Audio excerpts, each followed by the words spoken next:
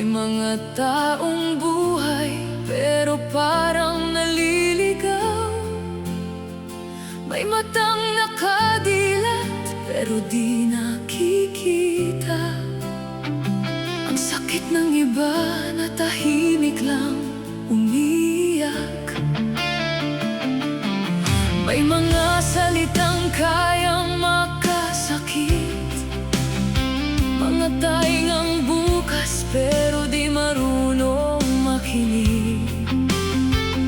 Sa bawat pusong humihingi ng unawa, mas pinipili nilang tumingin sa wala.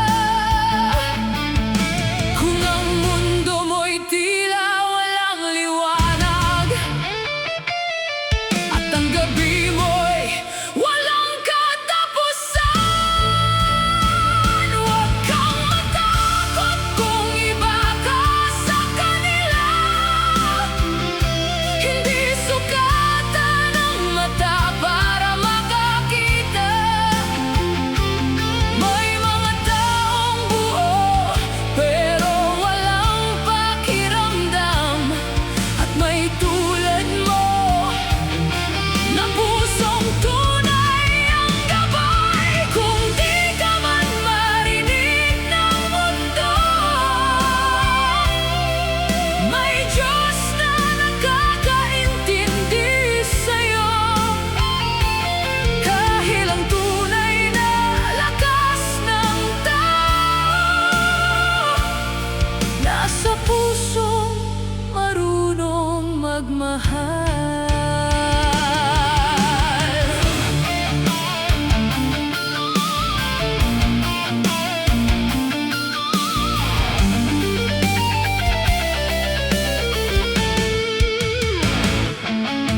Kung ika'y tahimik at walang tinig, hindi ibig sabihin wala kang boses.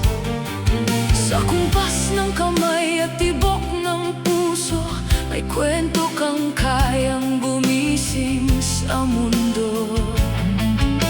Hindi ka kulang, hindi ka kapos, may liwanag ka na di nilabot. Dahil ang taong marunong umunawa, mas malinaw pa sa taong nakakakita. Sa bawat galaw mo may kahulugan na kayang baguhin ang mundo. Huwag kang matakot kung iba ka sa kanila.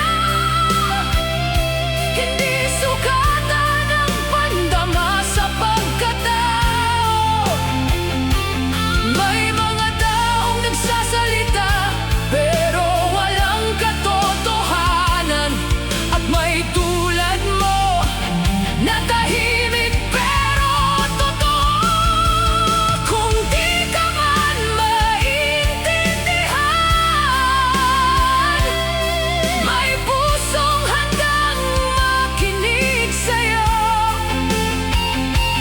Dahil ang tunay na yaman ng tao ay malasakit at kabutihan. Ano ang silbi ng mata kung bulag sa awa? Ano ang silbi ng tainga kung bingi sa luha? Ano ang saysay ng tinig na malakas kung panlilinlang lang ang laman ng salita? Mas pipiliin ko ang pusong tahimik pero marunong magmahal ng totoo, kaysa sa mundong maingay pero walang pakialam sa kapwa.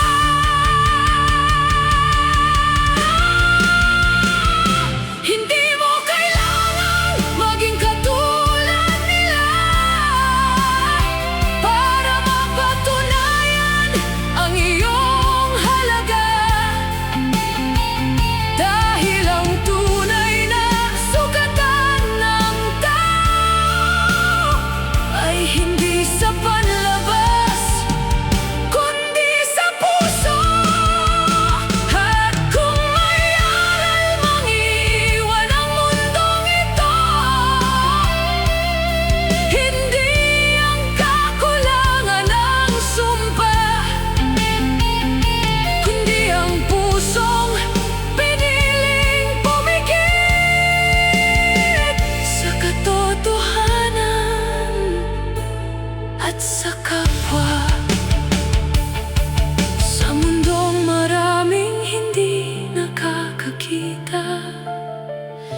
Ikaw ang liwanag, dahil ang pusong marunong magmahal